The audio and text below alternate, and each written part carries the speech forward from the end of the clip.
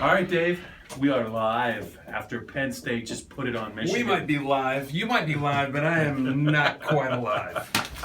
Holy crap. Well, I got to say I'm a little bit stunned. Are you? Yeah, the way that the Penn State moved the ball for sure. Yeah. But We both thought this would be more of a phone booth kind of game, and it wasn't at all. Penn State played one of its best offensive games and one of its best defensive games against not a real challenging offense, but man, a very challenging defense, and they made them look slow. right now, clearly the bye week did Penn State good. I think it did the coaching staff good. Joe Moorhead obviously had a really good game plan that Barkley and McSorley and Deshaun Hamilton obviously executed for most of the game, but really when you put 42 on Michigan, it means the offensive line definitely improved their play. I think this game looked like Joe Moorhead had 2 weeks of fun. Yeah. You know, it looked like he just was like, okay, what are we going to do here? And he had the Michigan defense running around in circles a lot. Yeah. You had them reacting to things that they had not seen before, and you would expect that with a bye week, but still, Michigan's a pretty fast defense. And how much did we hear about Maurice Hurst? How much did we hear about Rashawn Gary? Yeah, Did we hear anything about Rashawn Gary? It wasn't Early because, and then nothing. Yeah, it was because they kept hitting fast and doing what they wanted to do quickly. And he really not, you know, in a weird way, it gave me a memory of that. You remember that Ticket City Bowl where Houston, you know, Penn State 30-14, one of my favorite bowl games ever. Penn State, yeah. Not a good month. But I mean, Penn State had a real good defensive line there, good pass rush. They never got close to Case Keenum. This was kind of like that. The offensive structure was such that Michigan's very good defense, it was kind of rendered irrelevant. Yeah, 506 total yards, Dave, and as we talked about in the first half, they probably left 100 yards on the field and probably points. 10 to 14 points. Yeah. I mean, if they had executed and gotten some guys the ball in space when they were open. I mean, the McSorley interception ruined a promising drive, but he bounced back. But they could have scored in the 50s on this defense. Yeah, and that is striking. And not so much that Michigan's offense was a threat, but still, when you see Penn State's defense run and keep rolling, get guys in and out of there, their depth, and finally just collapse an offense that's clearly trying to ball control them. They couldn't do it. Yeah. You know, that's impressive too. I think the Penn State fans kind of know what to expect from James Franklin after a game, but you had a chance to kind of hear from Jim Harbaugh after an outing that he's not really used to.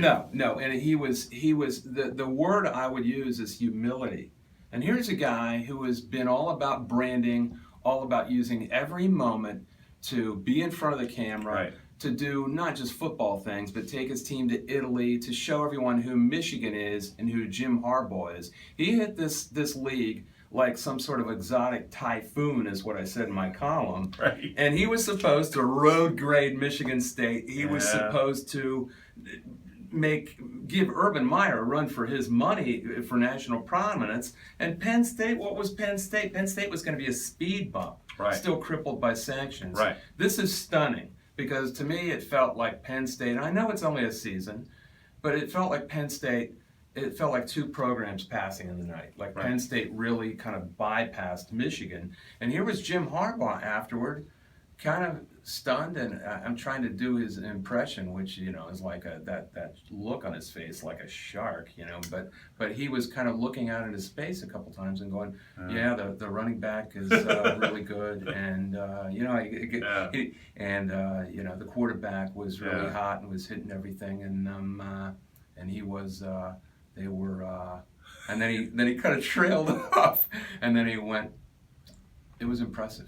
You know, I didn't expect that. I expected the angry Jim Harbaugh, a little bit chippy. Wasn't that defiant? At all. Wasn't that at all? Bad night. Yeah. No, he just knew that they couldn't match up. I went over there because I know you were going to pick a fight with him, weren't you? I was going to pepper him with questions and see what he did, because here's a guy who's been a little big for his britches, right? And it was completely unexpected, completely unlike what I thought. And the guy's been around. And the way I worded the question was, you have been around, you've seen a lot. Have you seen an offense, this is what I chose to ask him about, that presented as many facets to you to deal with. Yeah. And that was how he answered it. He's always been a guy, Dave, that's liked to been a big physical offense that's kind of controlled the game, other than when he had Kaepernick. And now he's going to have to, I think, rethink his offensive approach. Everything. And he's probably going to have to make some changes on his staff because you have to score quickly if you're going to try and keep pace with this kind of offense. You know what it made? It looked like Penn State of 2017 playing Penn State of 1997. That's what it looked like to me. And Michigan's going to have to change. And right now, they are not the cool program that Jim Harbaugh had positioned them to be. They look stodgy, and not just last year, they look last century. One last thing, I think it'll be interesting to see how long Penn State enjoys and celebrates this win, and then has to kind of turn it around and go to Columbus. That's a whole other thing. And then after Columbus, they got to go into Michigan State, a team that just keeps winning. And they could very easily go into Michigan State now, no matter what happens in Columbus, with the Spartans at 5-0 in the Big Ten. So it's still a very big challenge. But this was impressive. I agree with Jim Harbaugh. It was impressive. Until Columbus, Ohio. Yeah. Adios.